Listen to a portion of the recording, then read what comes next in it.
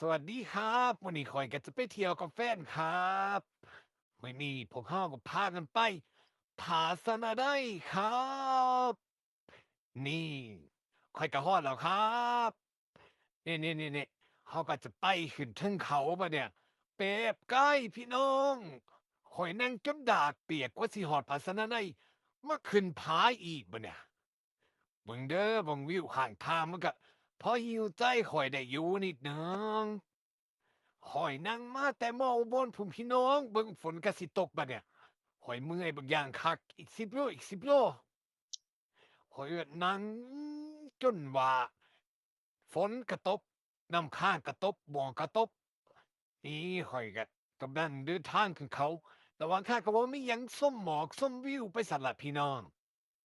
นี่อีก2 โลข้อยจะฮอดแล้วข้อยดีใจบักอย่างแรงแต่ว่าโอ๊ยหัวมันขึ้นมาจั่งใดวะไปตามมันเถอะวะ เจ้าเบิ่งเด้อโอ้ยหมอกแบบงามข้อยนึกว่าอยู่ในป่าช้าโอ๊ยบ่แม่นโอ๊ยฮอดแล้วข้อยค้านถ่ายผู้บ่าวข้อยก็ปวดดากโอ๊ยฮอดแล้วแม่งไหม้เต็มหน้ามันเบิดพี่น้องนี่ข้อยก็ตบหน้าก่อนมันปลุกข้อยแต่ตี3หน้าก็บ่ได้แต่งอะตบผู้บ่าวข้อยก็เมื่อยแล้วเดะมานั่งท่าข้อยแต่อยู่ห้องมึงยังมาแต่งอยู่นี่อีกมันว่าจั่งซี้ นี่ครับผมก็จะย่างไปล่ะครับนี่พอมาข้อยก็เอาอาหารให้หมานำข้อยรักหมาคือหยังนี่บ่ผู้บ่าวข้อยบอกนี่พอแย่นี้แล้วก็ฮอดแล้วก็ดีใจแฮงเดะ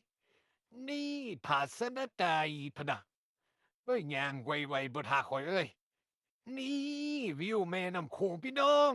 วิวหลักล้านข้อยอยากสร้างเรือนเทิงเขาพู้นแหล้วถ้าว่าเป็นไปได้ นี่นี่นี่ผมว่าเขาก็เซลฟีพะนะอายลาวนี่บัดน่ะให้เบิ่งหยังล่ะเฮ้ยตอนนี้ข้อยเครียดผู้บ่าวยังน้ำตาย้อยป๊อกเถียงกันนี่ข้อยก็ตบมันไป2-3บาทนี่มาเตะบ่มึงบังอาจมาว่ากูบอกนี่อีหำมันกระสอบเจ้มันก็หัวไปซะละ โอ๊ยข้อยก็ดีใจแล้วมันให้ข้อยตบหัวข้อยก็ดีขึ้นแล้วดีจัดผมเว้ยขากลับพี่น้องฝนตกข้อยก็ไปนั่งท่าฝนเซาเมื่อยก็เมื่อยพี่น้องโอ๊ยหลับไปตื่นหนึ่งนี่ขากลับข้อยก็ไปล้างตีนบ๊ายบายข้อยออกจากผาแล้วข้อยพอออกจากผาแล้วผู้ว่าบอกว่าไปต่อน้ำตกนี่ออกจากผาแล้วเด้อพี่น้องนี่บ๊ายบายนี่จากผาสะนะไดแวะกินก๋วยจั๊บก่อนก่อนพักเที่ยงพี่น้องพักเที่ยงจากร้านอิหยังก็บ่ฮู้แถวทางไปน้ำตกนี่น้ำตกทุ่งนาเมืองข้อยฮอดแล้วพี่น้องนี่ผู้บ่าวข้อยก็ถ่ายคลิปให้ข้อยแล้วข้อยบ่ถ่ายแล้วข้อยย้านตกโอ๊ยนี่ฮอดแล้วน้ำตกงามพี่น้อง